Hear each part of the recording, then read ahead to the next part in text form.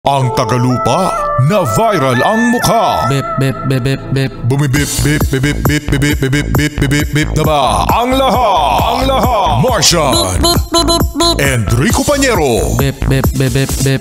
Bip bip bip bip bip bip bip. Bip bip bip bip bip. Kikilaok! Kikilaok! Kikilaok! Bip bip bip bip. Ito na ang 101.1 Yes FM Balitang Kamusta kayo mga Yes Friend? Meron na ba kayong National ID?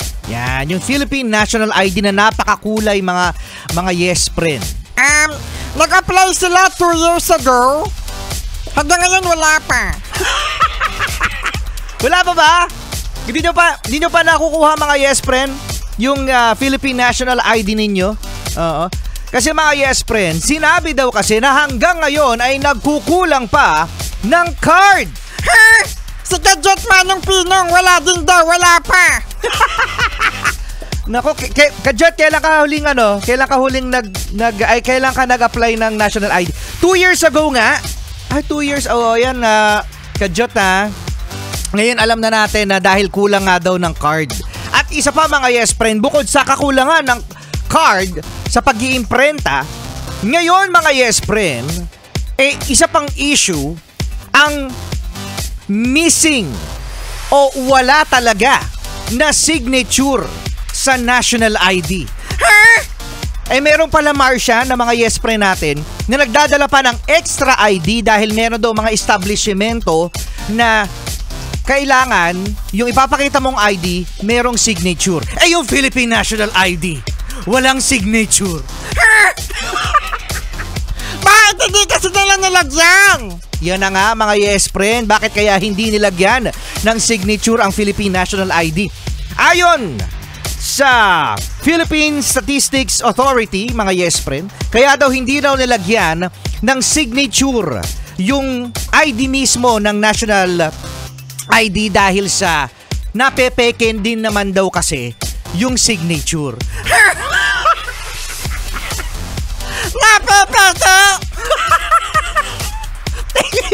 Ngayon may option daw yung mga meron ng ID at mga wala pang ID na i-update ang kanilang National ID sa kanilang opisina, sa kanilang branch para malagyan ng signature. O tignan mo.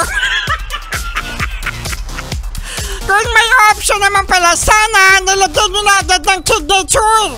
Signature kasi yun. Signature! Signature.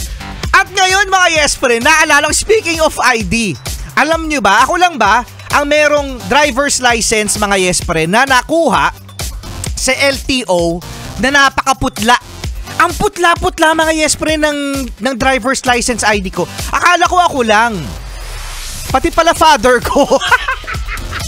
Pati si father? Pati yung father ko, yung driver's license niya mga Yes Friend, napakaputla.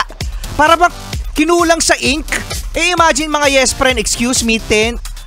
Ikaw din ba kaya Tolits? Nakakuha ka rin ng last Wednesday. Maputla din? Yung ID mo? Yung driver's license, maputla? Bakit?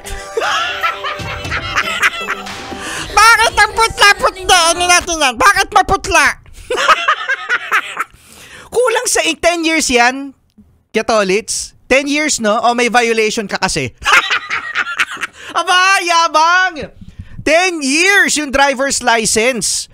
Tapos ngayon, mga Yes Friend, gagamitin mo yun, maputla. Pagkatapos, yung picture mo rin ba, Katolits, may guhit-guhit? May guhit-guhit yung para bang kinulang sa scanner.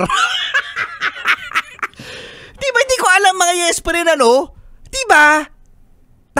Nakaka-disappoint talaga yung driver's license. 10 years mong gagamitin at eto mga Yes Friend ha, yung dati kong driver's license, napaka-itim pa hanggang ngayon. Ha? Napaka-itim pa. So, ibig sabihin, parang mas mukhang bago yung dati kong driver's license. 10 years mong gagamitin, napakaputla. Siguro kasi nagulat. Nagulat siguro kaya namutla, sabi, ha? 10 years mo gagamitin, namumuti, parang kumupas yung driver's license card. Ay nako! Ay, naku!